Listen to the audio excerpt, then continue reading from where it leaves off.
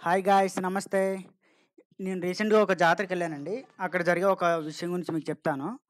అంటే అక్కడ చిన్న పిల్లల్ని చూసుకొని చిన్న పిల్లలతో అడిగి డబ్బులు గట్టా అడిగించుకోవడం అనమాట. మీరు చూసే ఉంటారు జాతరలోను గట్టా చిన్న చిన్న పిల్లల్ని రోడ్ల మీద గట్టా గాంధీ తాతలాగా వేషం వేయించేసి వాళ్ళతో డబ్బులు గట్టా అడిగించుకోవడం గట్టా ఒక కొందరు తల్లిదండ్రులకి అలవాటయిపోయింది. వాడు వాళ్ళ నాన్న వాడికి బిలో 3 ఇయర్స్ ఉంటాయి వాడికి. చూసాను. వాడికొక అన్నయ్య ఉంటాడు. వాడికొక ఒక 6 ఇయర్స్. వీళ్ళకి మరి చదువు గట్టా ఏమి ఉండదండి. వీళ్ళు అక్కడ నిల్చుంటారు. పెయింట్ గట్టేసుకొని డబ్బులు ఇలా చెయ్యి చాపుతూ ఉంటారు. డబ్బులిమ్మని. చూసారా తిండి కూడాను. ఇక చుట్టుపక్కల వచ్చినోళ్ళందరికీ తెలీదు ఆళ్ళకి పెద్దగా. చిన్న పిల్లలు కదా అనేసి తినడానికి తిండి, డబ్బులు రూ. 10 గట్టా ఇచ్చేస్తుంటారు.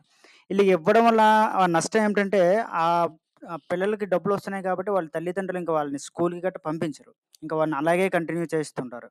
ఆ డబ్బులు గట్టా వస్తాయి వెళ్ళిరా అనేసి. వాళ్ళకి పెయింట్ గట్టా ఏయించేసి ఇంక ఆళ్ళు ఉంటే చాలామంది పాపం అయ్యో! అనేసి డబ్బులిస్తుంటాం గదా! ఆ డబ్బులు గట్టా తల్లిదండ్రులు తీసుకొని వాళ్ళు ఎంజాయ్ చేస్తుంటారు. అంటే వాళ్ళకేమి వచ్చేవి డబ్బులు. ఈ చిన్న వయసులోగానే వాళ్ళు ఇంకా అడుక్కోవడం మొదలుపెట్టారంటే ఇంకా ఆళ్ళ ఎడ్యుకేషన్ మిస్ అయిపోతుంది కదండీ. అదే మన పిల్లలకి జస్ట్ పుట్టిన కాడి నుంచి మనం ఎలా అనుకుంటాం, యమ్మ వీడికి ఏ స్కూల్‌లో జాయిన్ చేయాలి ఏమిటనేసి. కానీ వీళ్ళు మాత్రం అసలు చదువుండదు. తర్వాత పెద్దయ్యేటప్పుడు చాలా పెద్ద ఎదవల్లా తయారవుతారు. ఏమనంటే మా తల్లిదండ్రులు చదివించలేదు అనేసి. సో, మీరెప్పుడైనా సరే నేను ఈ వీడియో ఎందుకు చేస్తున్నానో మీకెందుకు చెప్తున్నానంటే, మీకెప్పుడైనా సరే చిన్న పిల్లలు ఎక్కడ కనిపించినా సరే, వాళ్ళు ఏ స్టేజ్‌లో ఉన్నా సరే, వాళ్ళకి అస్సలు డబ్బులివ్వద్దు. తినడానికి తిండి కూడా పెట్టొద్దు. ఒక్కసారి మనం పెట్టామంటే వాళ్ళకి అలవాటయిపోద్ది. అడుక్కోవడం, తల్లిదండ్రులు కూడా "అరె! నువ్వు అడిగితే ఇస్తారు" అనేసి వాళ్ళని రోడ్ల మీద వదిలేయడం.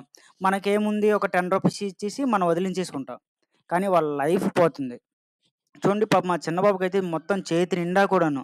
అదే మన పిల్లలైతే ఒక గంటకోసారైనా సరే చేత్తోని కళ్ళు గట్ట పులుముకుంటూ ఉంటారు కదా! అదే ఆ బాబుకి నాకదే అనిపించింది. ఆ చేతి గట్ట ఆళ్ళు పెయింట్ రాసేసారు కదా! వాడు కంట్లోకి గట్ట వెళ్ళిపోతే ఏంటనేసి.